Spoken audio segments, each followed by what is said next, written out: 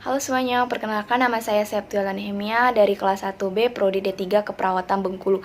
Pada video kali ini saya akan menjelaskan sedikit materi mengenai sikap, di mana saya akan membahas definisi, komponen, karakteristik, faktor pembentukan, fungsi, lalu teori pembentukan atau perubahan. Langsung saja kita ke definisi sikap. Yang pertama, definisi yang berorientasi pada respon. Nah, sikap ini adalah suatu bentuk atau reaksi perasaan. Perasaan yang mendukung maupun perasaan tidak mendukung terhadap suatu objek. Kedua, definisi yang berorientasi pada kesiapan respon. Sikap merupakan kesiapan untuk bereaksi terhadap suatu objek dengan cara-cara tertentu. Kecenderungan potensial untuk bereaksi dengan cara tertentu jika individu dihadapkan pada suatu stimulus yang menghendaki adanya respon. Pada definisi ini, suatu pola perilaku, tendensi atau kesiapan antisipatif, predisposisi untuk menyesuaikan diri dalam situasi sosial ataupun respon terhadap stimulasi sosial yang telah terkondisikan. Ini menurut Lapierre. Kemudian ketiga, definisi yang berorientasi pada skema triadik. Sikap merupakan konstelasi komponen kognitif, afektif, konatif yang saling berinteraksi dalam memahami, merasakan, dan berperilaku terhadap suatu objek. Keteraturan tertentu dalam hal pemikiran, perasaan, dan predisposisi tindakan seseorang terhadap suatu aspek di lingkungan sekitarnya. Hal ini menurut Secord dan Beckman. Kemudian kita masuk ke struktur sikap atau komponen. Terdiri atas 3 komponen sikap. Yang pertama, kognisi, berupa kepercayaan, keyakinan, ide, konsep, persepsi, stereotipe, pandangan, opini, pengetahuan, atau informasi tentang suatu objek. Kedua, afeksi, yang berupa emosi, perasaan, nilai-nilai tentang suatu objek. Ketiga, konasi, berupa kecenderungan bertingkah laku atau bertindak terhadap suatu objek.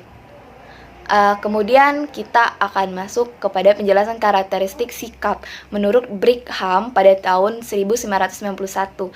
Yang pertama, beliau mengatakan sikap disimpulkan dari cara-cara individu bertingkah laku. Kemudian karakteristik sikap ditunjukkan mengarah kepada objek psikologis. Ketiga, sikap merupakan sesuatu yang dipelajari. Keempat, sikap mempengaruhi perilaku. Nah, sikap ini melakukan predisposisi, tendensi, kecenderungan untuk bertingkah laku. Nah, belum bisa dikatakan kalau sikap itu perilaku atau tindakan ataupun aktivitas. Sikap dapat memprediksi perilaku yang akan muncul. Nah, sikap dapat mempengaruhi perilaku. Sikap ini tidak secara langsung berhubungan dengan perilaku. Selanjutnya, ada faktor pembentukan sikap. Sikap ini adalah sesuatu yang dipelajari melalui adanya interaksi sosial sehingga saling mempengaruhi, kemudian mempengaruhi pola perilaku. Nah, faktor yang mempengaruhi pembentukan sikap ini ada pengalaman pribadi, kebudayaan, orang yang dianggap penting, misalnya orang tua, keluarga, pacar, sahabat, maupun pemimpin. Kemudian faktor media massa, lalu institusi atau lembaga merupakan pendidikan dan agama. Kemudian faktor emosional dalam diri individu tersebut. Kemudian fungsi sikap menurut Katz pada tahun 1960. Yang pertama, utilitarian function, di mana sikap ini memungkinkan individu untuk memperoleh atau memaksimalkan reward dan meminimalkan punishment atau mencapai sasaran hingga tujuan. Nah, contohnya sikap, misalnya pada mata kuliah, membuat rajin belajar sehingga dapat nilai A.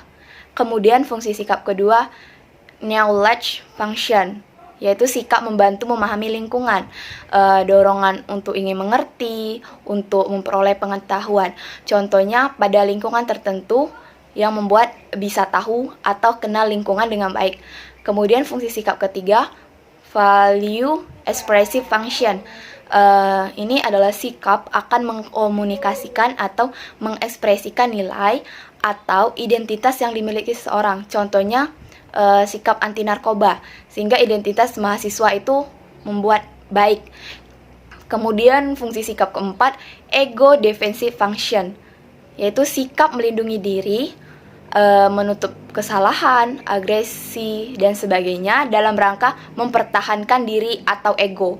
Contohnya, suka tapi gengsi, atau suka tapi ditolak. Nah, itu membuat sikap negatif dan berujung kepada gengsi atau malu karena takut. Nah, kemudian teori-teori pembentukan dan perubahan sikap dibagi atas 4. Yang pertama, teori keseimbangan.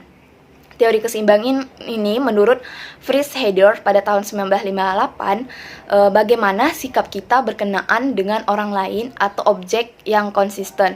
Beliau membuat model teori yang melibatkan P, yaitu perceiver, lalu O, orang lain, dan X, objek lain atau seseorang.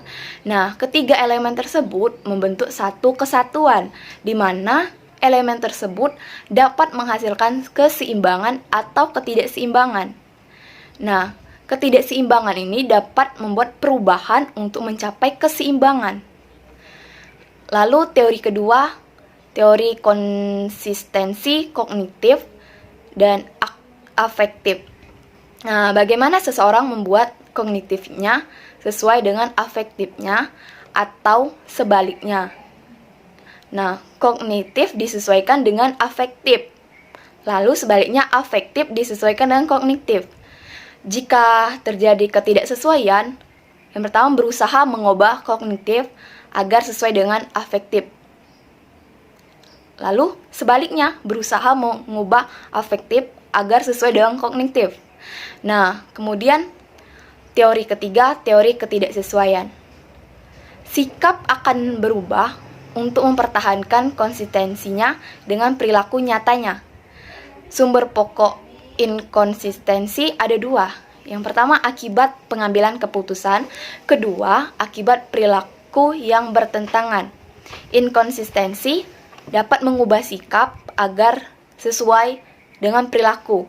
Contohnya misalkan sikap negatif ya si X, tapi berperilaku baik dan akrab. Nah, lama-kelamaan sikap berubah jadi atau baik agar tidak dianggap PHP oleh lingkungan sekitarnya. Kemudian teori keempat, teori atribusi. Berbeda dengan ahli pada umumnya.